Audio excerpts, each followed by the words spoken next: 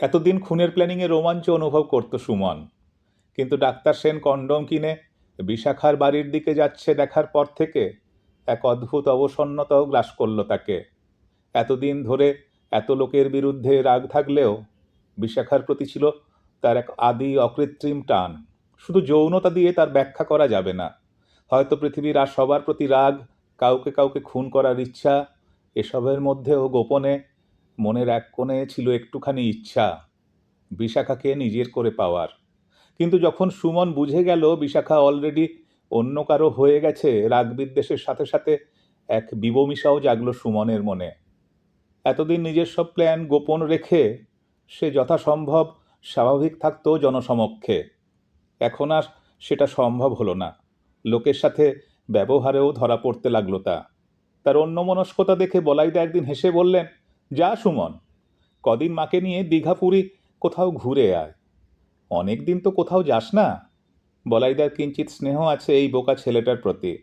কোনো দিন কামাই করে না, ছুটি চায় না, চুরি করে না, অধিকাংশ লোকের সঙ্গে ভালো ব্যবহার করে। দু চারজন স্কুলের পুরনো সহপাঠী ছাড়া ওই স্কুলের ছেলেগুলোকেও যে সুমন মনে মনে খুনের পরিকল্পনা করেছে, ভালো মানুষ বলাইদার সে ধারণাই নেই। মুদির দোকান থেকেই তার বেশ চলে যায়। সুমনকে তার কাজের তুলনায় মাইনে একটু বেশিই দেয়। বলাই আর সুমন দুজনের ভালো ব্যবহারের কারণে খদ্দেরের অভাব হয় না কখনো। দীঘা পুরীর কথায় সুমন রা কাড়ল না। দীঘা পুরী কেন, সে উত্তর দক্ষিণ মেরুও যেতে পারে। তবে আগে খুনগুলো তাকে নিখুঁতভাবে করার জন্যে প্ল্যান করতে হবে। ঘটনাক্রমে একদিন বিশাখা এসে সুমনকে বলল যে তারা পুরী যাচ্ছে। তারা মানে কারা সেটা সুমনের বুঝতে অসুবিধে হলো না। জিজ্ঞেস করতে যদিও সংকোচ হচ্ছিল, কিন্তু বিদ্যুৎ চমকের মতো একটা প্ল্যান মাথায় আসতে বিশাখাকে সে জিজ্ঞেস করলো কবে যাচ্ছে, কোথায় থাকছে পুরীতে। জেনে নিয়ে পুরো ছক কষতে বসে গেল সুমন। আর ভেতর ভেতর অনুভব করলো অবসন্নতা চলে গিয়ে এক অদ্ভুত রোমাঞ্চ শুরু হয়েছে সুমনের শরীরে। ডাক্তারবাবুকে যদি খুন করা যায়।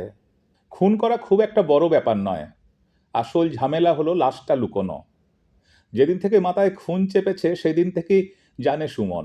সত্যি কথা বলতে কি, তার আগে থেকেই জানে। গোয়েন্দা গল্প আর রহস্য রোমাঞ্চ পড়ে সেই ছোটবেলা থেকেই বুঝতে পেরেছে সব খুনই ধরা পড়ে খুনের পরে লাশ লুকোতে না পেরে। আর লুকিয়ে রাখবেই বা কোথায়? লাশ তো আর বালির বস্তা নয় যে কোথাও এক কোণে পড়ে থাকলো পড়েই থাকবে। মৃতদেহ লুকোলেও যখন পচন শুরু হয় গন্ধেতেই ধরা পড়ে যায়। এমনকি মাটিতে পুঁতে ফেললেও বা জলে পাথর বেঁধে ডুবিয়ে রাখলেও লাশ ঠিক নিজের কাছে টেনে নিয়ে আসে পুলিশকে। তাই খুন করে ধরা না পড়তে হলে লাশ পুরো ভ্যানিশ করে দিতে হবে। সুমনের বয়স 25 হতে চলল। একটা মুদির দোকানে হেল্পারের কাজ করে। পড়াশোনায় খারাপ ছিল না, শুধু অঙ্কের মাস্টার তাকে পাশ করাতো না। অঙ্ক ছাড়া আর অন্য বিষয়ে কিন্তু খারাপ নম্বর পেত না সে। দেশ বিদেশে ডিটেকটিভ গল্প, খেলার খবর পড়ে তার জেনারেল নলেজও অনেক ভালো ছিল। ক্লাসের সবচেয়ে সুন্দরী যে মেয়েটা বিশাখা, সে তো পড়ার বাইরের কোনো কিছু জানার থাকলে সবসময় সুমনকেই জিজ্ঞেস করত। স্কুলে বিশাখাই ছিল তার সবচেয়ে ভালো বন্ধু। সাইকেল চাপিয়ে কতবার সুমন তাকে স্কুল থেকে বাড়ি নিয়ে এসেছে। অন্য ছেলেদের থেকে স্কুলে সুমনকেই বেশি পছন্দ করত বিশাখা। একসঙ্গে সাইকেলে যেতে যেতে বা গল্প করতে করতে কতবার বিশাখার বুক ছুঁয়ে গেছে সুমনের শরীরে, বিশাখা খেয়ালই করেনি। সুমনের মনে আছে সব। ক্লাসের বদমাস ছেলেরা অবশ্য বলতো সুমনের শরীরটা অনেকটা মেয়েদের মতো, আর বিশাখা সুমনকে ছেলে বলে মনেই করে না। এই জন্যে সুমনের সঙ্গে সে মেলামেশা করে, জানে সুমনের থেকে কোনো ভয়ই নেই।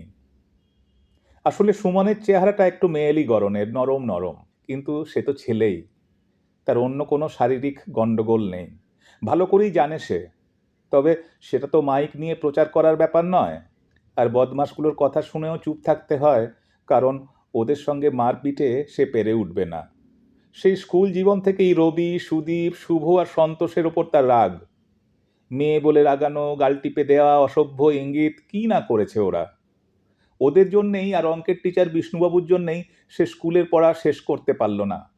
ক্লাস 10-এর পরই কাজে ঢুকতে হলো। মামার বাড়িতে মায়ের সঙ্গে থাকে। পড়বেও না, কাজও করবে না, তা কি হয়? মামা পাড়ার বলাইবাবুকে বলে তার দোকানে হেল্পারের কাজে ঢুকিয়ে দিলেন। সে আজ 11 বছর হতে চলল। কাজ বেশি নেই, শুধু হিসেব করে খদ্দেরদের মাল দেওয়া। ঝামেলা নেই, খোরাক জুটে যায়, দুপুর আর রাত্রিরে গল্পের বই পড়তেও পারে। একটা স্মার্ট ফোন কিনেছে, কিন্তু ফোনে তার খুব বেশি আগ্রহ নেই। গল্পের বই আর নিজের কল্পনা জগতেই থাকতে ভালোবাসে সুমন। 11-12 বছর ধরে স্কুলের 4 ক্লাসমেট আর বিষ্ণুবাবুকে সে খুন করার প্ল্যান করেছে। একদম ক্লুলেস কাজ করতে হবে যাতে কোনোভাবেই ধরা না পড়ে। এখনো সুযোগ আসেনি ঠিকই, তবে সে জানে সুযোগ আসবেই। ওই 5 জনের সঙ্গে আর কয়েকজন তার লিস্টে জায়গা করে নিয়েছে। তার মধ্যে একজন হচ্ছে পঞ্চায়েত প্রধানের ছেলে। 13 থেকে 53 সব বয়সের মহিলাদের সঙ্গেই সে ফষ্টি নষ্টি করে বেড়ায়। আর আছে বিশাখার এখনকার ডাক্তার প্রেমিক। যেভাবে রাস্তা দিয়ে ওরা যাতায়াত করে দেখে বোঝা যায় অনেক দূর এগিয়েছে ওরা। সুমন মেনেও নিচ্ছিল ওই বেঁটে রোগা ডাক্তারটাকে, কিন্তু ডাক্তারের কন্ডম কেনার মধ্যে যে ঘটনার ইঙ্গিত, তাতে সুমন আর নিজেকে ঠিক রাখতে পারল না। বছর 2 আগে সুমন একবার পুরী গিয়েছিল, একাই। বলাইদার মা মারা যেতে 1 সপ্তাহ তখন দোকান বন্ধ ছিল। সেই প্রথম সমুদ্র দেখা। কিছু পয়সা তার জমেছিল মাইনে থেকে। কোনো সকাল্লাদ নেশা নেই বললেই কিছু জমাতে পেরেছিল। একা একা পুরী গিয়ে সে আশেপাশের জায়গাগুলোই ঘুরে নিয়েছিল। আর তখনই দেখেছিল চিল্কা লেকের কাছে এক অখ্যাত কুমির প্রকল্প। বেশ কিছুটা ভেতরে। সাধারণ পর্যটকরা সাধারণত সেখানে যায় না। নির্জন সেই কুমির প্রকল্পের কুমিরগুলো ছিল একটু বেয়ারা রকমের বড় সাইজের। লোকমুখে শুনেছিল এই রাক্ষসে কুমিরগুলোর খিদে মেটাতে রোজ কয়েক টন মাংস লাগে। জলের মতো ডাঙাতেও তারা খুব তাড়াতাড়ি দৌড়তে পারে। মেন পার্ক থেকে এগুলোকে সরিয়ে অন্য জায়গায় রাখার কারণ এদের আক্রমণাত্মক আচরণ। বেশ কিছু দুর্ঘটনা ঘটেছিল আগের জায়গায়। টিভিতে কুমিরের সাথে মানুষের কেরামতি দেখে কিছু বুর্বক সাহস দেখিয়ে কাছাকাছি গিয়েছিল। ডাঙাতে কুমিরের স্পিড কম, সেই হিসেবে তাদের খুব ভুল ছিল না, কিন্তু প্রতিবারই সেই সাহসী পর্যটকরা এই বিশেষ ধরনের কুমিরের গতিতে পরাজিত হয়ে তাদের পেটে চলে যায়। বিনা রক্তপাতে হাপিস হয়ে যায় গোটা মানুষগুলো। গল্প শুনে সেই কুমিরগুলো দর্শন করে আসে সুমন। না, সে নিজে কোনো সাহস দেখায়নি, মনে অন্য কোনো চিন্তাও আসেনি, কিন্তু বিশাখারা পুরী যাবে শুনেই তার চোখে একটা ছবি ভেসে উঠল। বিশাখার হাত ধরে অন্য মনস্ক হয়ে ডাক্তার সেন কুমির প্রকল্পের সৌন্দর্য উপভোগ করছে, আর জল থেকে লাফ দিয়ে এসে একটা কুমির টপ করে গিলে নিচ্ছে ডাক্তারকে।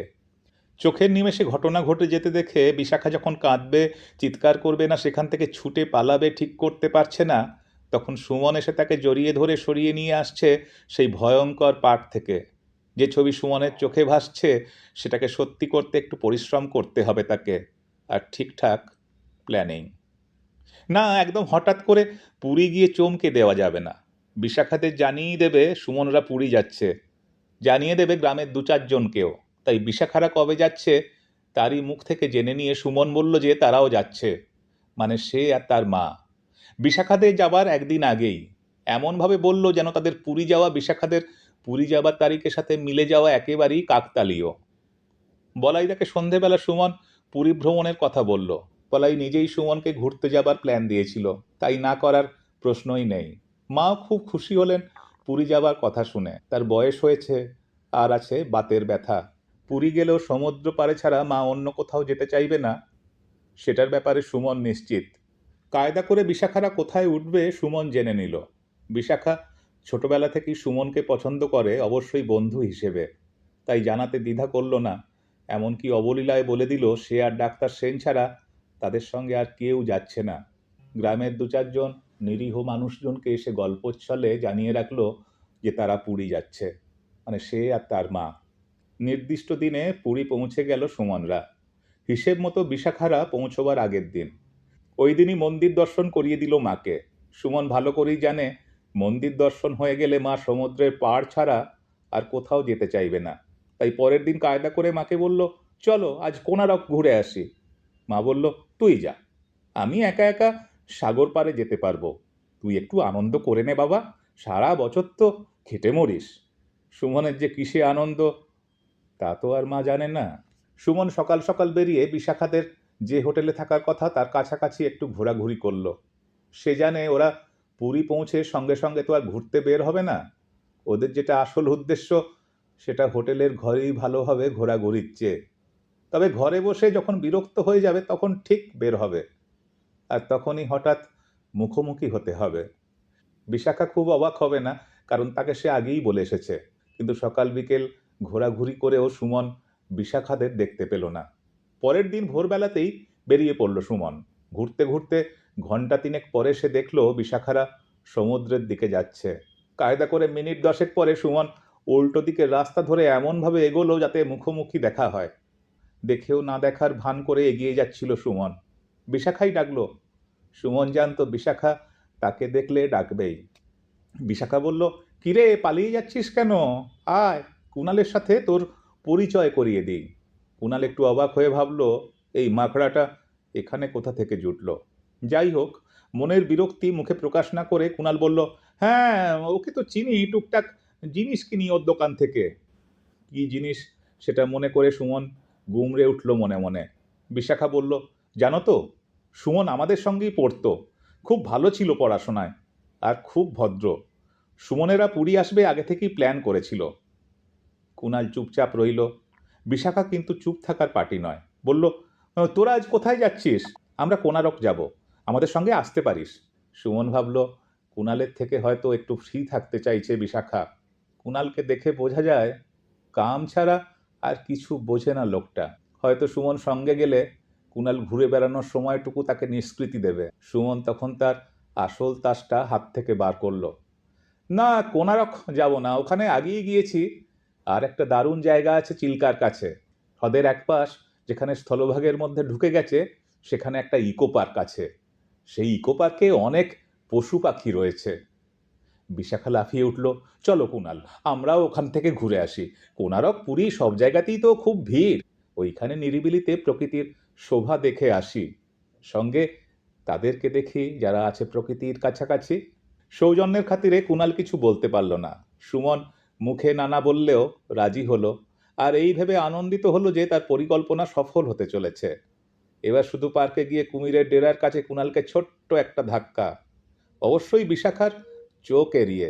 তারপর কুণাল নামের ডাক্তার, তার জামা কাপড়, কন্ডোমের প্যাকেট, স্টেথোস্কোপ সব শুদ্ধ পরিণত হবে কুমিরের বিষ্ঠায়। শুধু সতর্ক থাকতে হবে যাতে ব্যাপারটা নিখুঁতভাবে ঘটানো যায়।